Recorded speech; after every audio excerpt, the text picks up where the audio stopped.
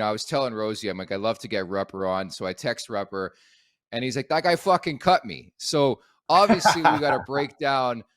Correct me if I'm wrong. I looked it up. You had 3 scraps in your career. So I'm going to let you guys take it away. Rosey, you take the floor. Let's break down your 3 scraps right here. Did we fight 3 Oh, times? Rupper. All I remember every time you come in hot like that, and I don't like when guys came in hot. And Rosey was tough as nails, man. And you'd come in hot, and there's a number of times I remember distinctly in the Minnesota Wild fight. So you got me there, knocked my bucket off there. That's why I was still hanging on a little bit, but I shaved my head since then. But it's you're a big boy, Rosey. How tall are you? 6'3". I remember fighting you, Rupper. I thought we fought 3 times, or I thought we fought twice, and then they pulled us up and we'd fought 3 times, twice in your Pittsburgh days. And I remember the one in Minnesota that's probably coming up later. You're giving me a flurry there, and I think you tagged me with when I go to my knees and pop back up, and then I was a little bit pissed off. But I remember you were always honest about it. This one here, yeah, I think it's probably hold on. At this point, at that point, if you could bring it back, I know at this point this guy likes coming in hot. Look at me backing off the draw. I'm like, I need as much space. I want to dictate. You come flying in every time, and you got me good in this one. I'm pretty sure you got my nose pretty good.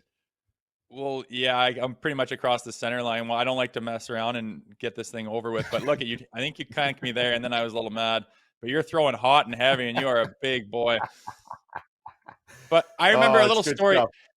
The first time we went, Rupper, I think it was my 3rd game in the NHL. I had scored my first goal that game, so obviously I'm just buzzing right now in my own mind. And I went and finished my hit against Letang. Then I'm back checking, and he's up behind me, and he just lays one across my calves. So I turn around and I just put my stick up kind of around his legs, in between his legs, and I go, "What are you thinking tonight there, fella?"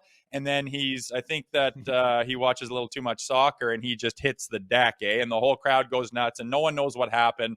Little skirmish happens. We both get penalties because no one knows what happened. And Bill McCreary comes into the penalty box, and he's like 3/4 body in the penalty box, and he is motherfucking me, screaming at me, saying that is Bush League shit. I do not put up with that. And I'm like, Bill, obviously you didn't see it because I didn't do anything. Letang just laid there and did his little spiel there.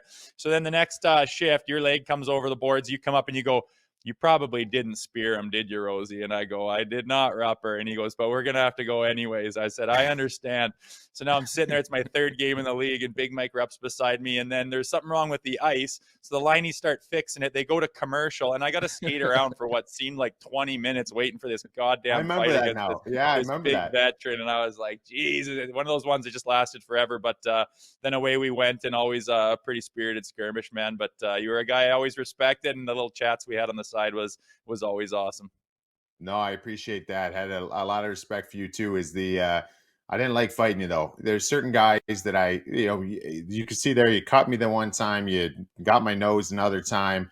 There's certain guys. It's just funny. Like certain guys you just don't match up well against, and there's some guys there's sometimes you'll have a guy who was for me. You remember, Chris Thorburn. Chris Thorburn. Yeah. I didn't. He was tough, but he wasn't like league tough, like the heavy of the heavies. I did bad with him every single time, but then I do good with I'd hang in there with like Colton Orr, and I'd be like, all right, cool. Like, you know what I'm saying? Like, totally. But it never made sense. I got a good Bill McCreary story for you real quick. I was playing in New Jersey. I love Bill.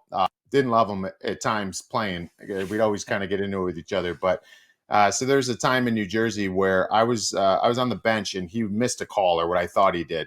And so I stand up, and I was one of those guys, right? Stand up and just start kind of using my stick like an oar on the side of the board, just banging, making noise, yelling, "Hey, you missed it." And I'm basically showing them up in front of the whole arena. And so I end up sitting down, there's a TV timeout. I go to time my skates, retime my skates on the bench, and I lean down. All of a sudden I hear someone stop right in front of the bench. And I look up, and Bill McCreary is crouched down. His face is like right here. I'm like down right by the boards, and I pick my head up, and he goes, "You trying to show me up? You're a tough guy? You a tough guy?" And I'm like, Bill, Bill, fuck off, like whatever.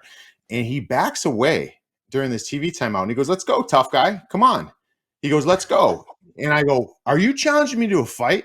Are you kidding me, Bill?" And he's like, let's go. You're so tough. You're so tough. Let's go. And I'm losing my mind on the bench because I'm like, I'll never play in this fucking league again if I, hop over this board. Are you kidding me right now? And and he was just, and then he just eyeballed me all the way to the next face off, and he just stared at me while the puck was getting dropped after TV timeout. I'm like, Billy McCreary just owned me. I can't. Well, what am I supposed to do there? I can't say I can't do anything in that moment. But he was.